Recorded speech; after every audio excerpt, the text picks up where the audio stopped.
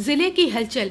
आकाशवाणी लखनऊ से प्रस्तुत है जिले की हलचल। आज सुनिए कानपुर नगर और झांसी जिलों की हलचल। पहले सुनते हैं कानपुर नगर जिले की हलचल। आलेख और स्वर है राजेश श्रीवास्तव का। जनपद कानपुर नगर में पिछले दिनों प्रदेश सरकार के श्रम एवं सेवायोजन मंत्री अनिल राजभर ने HBTU कैंपस शताब्दी भवन में आरोग्य मंथन 2025 कार्यक्रम का शुभारंभ किया। इस दौरान श्रम मंत्री ने बीमित श्रमिकों के लिए QR आधारित माइक्रोसाइट आरोग्य शक्ति अभियान और आरोग्य संकल्प पत्रिका का विमोचन किया। गौरतलब है कि माइक्रोसाइट बीमितों को डिजिटल माध्यम से सरल, तेज और पारदर्शी सेवाएं उपलब्ध कराने की दिशा में बड़ा कदम है। वहीं आरोग्य शक्ति अभियान द्वारा महिला बीमितों के स्वास्थ्य संरक्षण के अंतर्गत स्वास्थ्य परीक्षण व जागरूकता शिविर आयोजित किए जाएंगे। श्रम एवं संयोजन मंत्री अनिल राजभर ने कहा कि प्रधानमंत्री नरेंद्र मोदी जी के श्रमेव जयते के नारे को उत्तर प्रदेश में धरातल पर उतारने का प्रयास किया जा रहा है। केंद्र सरकार का आभार जताते हुए अनिल राजभर ने कहा कि आने वाले दिनों में श्रमिकों के सेहत संसाधनों को लेकर सरकार कार्यरत है। वहीं additional labour commissioner Uttar Pradesh Saumya Pandey ने बताया कि आरोग्य माइक्रोसाइट ESIS के लाभार्थियों के लिए लॉन्च किया गया। साथ ही साथ महिलाओं बेटियों के लिए आरोग्य शक्ति अभियान और एक आरोग्य संकल्प पत्रिका का विमोचन हुआ, जिससे प्रत्येक बीमांकित व्यक्ति तक ESI की योजना का लाभ पहुंच सके। कानपुर नगर में पिछले दिनों पहुंचे प्रदेश सरकार के कृषि शिक्षा एवं कृषि अनुसंधान मंत्री सूर्य प्रताप शाही चंद्रशेखर आजाद कृषि एवं प्रौद्योगिकी विश्वविद्यालय में मक्का उत्पादन वृद्धि गोष्ठी एवं कार्यशाला में शामिल हुए। इस दौरान सूर्य प्रताप शाही ने प्रधानमंत्री नरेंद्र मोदी के किसानों की आय दोगुनी करने की बात कहते हुए किसानों को मक्के की खेती के लाभ बताया। उन्होंने कहा कि इस वर्ष मक्के के लिए 2400 रुपया MSP निर्धारित की गई है। जनपद कानपुर नगर में पिछले दिनों कानपुर मेडिकल कॉलेज हैलेट अस्पताल में एक जिंदा मरीज को मृत घोषित करने के मामले को लेकर प्रदेश सरकार के उप मुख्यमंत्री ब्रजेश पाठक ने मामले को गंभीरता से लेते हुए एक चिकित्सक, एक स्टाफ नर्स सहित एक अन्य कर्मचारी को निलंबित कर दिया और मामले की जांच करने के लिए वरिष्ठ चिकित्सकों की कमेटी गठित करने के आदेश दिए हैं। जनपद कानपुर नगर में पिछले दिनों पहुंचे प्रदेश सरकार के परिवहन मंत्री दयाशंकर सिंह ने प्रदेश में शीतलहर और कोहरे के प्रकोप से हो रही दुर्घटनाओं को सरकार गंभीरता से लिया है। मामले को लेकर मुख्यमंत्री की अध्यक्षता में बैठक हुई है, जिसमें सड़कों पर हाई स्पीड से चलने वाली गाड़ियों को स्पीड को कम करने के निर्देश जारी किया गया है। वहीं गाड़ियों की गति को भी निर्धारित करते हुए निर्देश जारी किए गए हैं कि 80 किलोमीटर से अधिक स्पीड से गाड़ियां नहीं चलेंगी। साथ ही रात में गाड़ियों के संचालन को लेकर अति आवश्यक होने पर ही गाड़ियों के संचालन करने की अनुमति दी गई है। बड़े शहरों में जाम की समस्या को लेकर परिवहन मंत्री ने बताया कि प्रदेश में बड़े शहरों को जाम मुक्त करने के लिए IIT खड़गपुर से MOU किया गया है, जिससे जाम की समस्या से प्रदेशवासियों को मुक्ति मिलेगी। जनपद कानपुर नगर में पिछले दिनों भारतीय जीवन बीमा निगम के अधिकारियों का 3 दिवसीय अखिल भारतीय त्रैवार्षिक महाधिवेशन का उद्घाटन विधानसभा अध्यक्ष उत्तर प्रदेश सतीश महाना ने किया। महाधिवेशन के दौरान देश भर से बीमित क्षेत्र के अधिकारियों ने प्रतिभाग किया। इस दौरान विधानसभा अध्यक्ष ने सेवा क्षेत्र को महत्वपूर्ण बताते हुए जीवन बीमा निगम की सराहना किया और भारतीय जीवन बीमा निगम का देश की इकोनॉमी में महत्वपूर्ण योगदान बताया। सतीश महाना ने कहा कि महाधिवेशन के दौरान सामूहिक चर्चा के बाद जो रेजोल्यूशन पास किए जाएंगे उनको गवर्नमेंट के समक्ष भेजा जाएगा और बाद में सरकार सकारात्मक पक्षों पर निर्णय लेगी। भारतीय मजदूर संघ मजदूरों के हितों के लिए और राष्ट्र के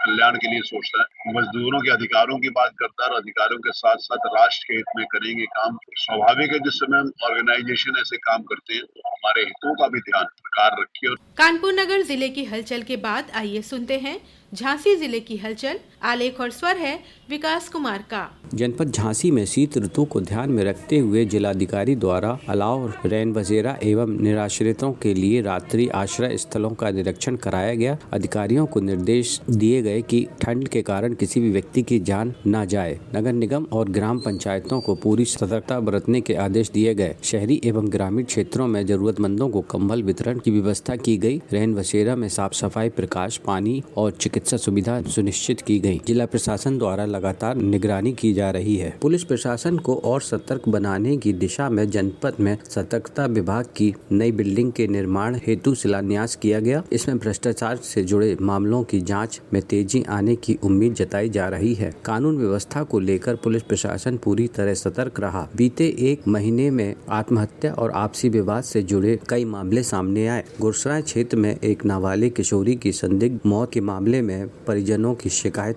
पर पुलिस ने दोबारा पोस्टमार्टम कराया। वहीं शहर क्षेत्र में चाकूबाजी की घटना में एक युवक की मौत के बाद पुलिस ने त्वरित कार्रवाई करते हुए आरोपी को गिरफ्तार कर लिया। पुलिस महानिदेशक ने जनपद भ्रमण के दौरान पुलिस कर्मियों को जनता के साथ संवेदनशील व्यवहार करने के निर्देश दिए। ड्यूटी में लापरवाही बरतने वालों के खिलाफ सख्त कार्रवाई की चेतावनी भी दी गई। मऊरानीपुर, गरोठा सहित अन्य क्षेत्रों में बहने वाली धसान नदी में रेत खनन को लेकर बड़ा निर्णय सामने आया। राज्य स्तरीय पर्यावरण प्रभाव मूल्यांकन प्राधिकरण ने गंभीर अनियमितताओं का हवाला देते हुए पूर्व में दी गई पर्यावरण मंजूरी को निरस्त कर दिया। 15 मई 2025 को राष्ट्रीय हरित अधिकरण में याचिका दाखिल की गई है। मामले की सुनवाई की प्रक्रिया जारी है। पिछले शनिवार देर शाम सीपरी बाजार पुलिस ने एक स्थानीय होटल में छापा मारकर 17 जुआरियों को गिरफ्तार किया। मौके से 7 करोड़ 11 लाख रुपए नगद और 18 मोबाइल बरामद किए गए। होटल मालिक फरार है, जिसकी तलाश की जा रही है। विकास खंड चिरगांव की सभी 63 ग्राम पंचायतों में विकास भारत गारंटी, रोजगार आजीविका मिशन एवं अन्य सरकारी योजनाओं को लेकर ग्राम सभाओं का आयोजन किया गया। इन बैठकों में ग्रामीण मजदूरों, महिलाओं, अनुसूचित जाति जनजाति एवं कमजोर वर्ग की सक्रिय भागीदारी रही। ग्रामीणों को योजनाओं के उद्देश्य, लाभ, पात्रता एवं आवेदन प्रक्रिया की जानकारी दी गई। बैठकों की कार्यवाही पंचायत निर्णय ऐप पर जियो टैग फोटो सहित अपलोड की गई। नगर निगम की करोड़ों रुपए की मूल्य की जमीन को बेचने के आरोप में 3 लोगों के खिलाफ नवाबाद थाने में धोखाधड़ी एवं सरकारी संपत्ति को नुकसान पहुंचाने का मामला दर्ज किया गया। पुलिस मामले की जांच कर रही है। इस वर्ष एंटी करप्शन एवं विजिलेंस टीम ने बुंदेलखंड क्षेत्र के 18 सरकारी कर्मचारियों को रिश्वत लेते रंगे हाथ गिरफ्तार किया। इनमें लेखपाल, दरोगा सहित तथा शिक्षा, बिजली, खनिज और नगर निगम विभाग के कर्मचारी शामिल हैं। विशेष गहन पुनरीक्षण अभियान के दौरान जनपद झांसी में चारों विधानसभाओं को मिलाकर लगभग 15,000 नए युवा मतदाता जोड़े हैं। अधिकारियों के अनुसार सबसे अधिक फॉर्म 6 सदर विधानसभा क्षेत्र में भरे गए। विशेष गहन पुनरीक्षण यानी SIR का कार्य 26 दिसंबर तक जारी रहा। इस दौरान 18 वर्ष की आयु पूर्ण कर चुके युवाओं को मतदाता बनाने का अवसर दिया जा रहा है। बूथ लेवल अधिकारियों को निर्देश दिए गए हैं कि उनके पास फॉर्म 6 और घोषणा पत्र की पर्याप्त प्रतियां उपलब्ध रहें। अधिकारियों को यह भी कहा गया है कि ऐसे नागरिकों का नाम जिनका 2025 की मतदाता सूची में दर्ज नहीं है, उन्हें चिन्हित कर फॉर्म 6 भराया जाए। इसके अलावा वे मतदाता जो अपने पूर्व पते से स्थानांतरित होने के कारण गणना प्रपत्र नहीं भर सके थे, वे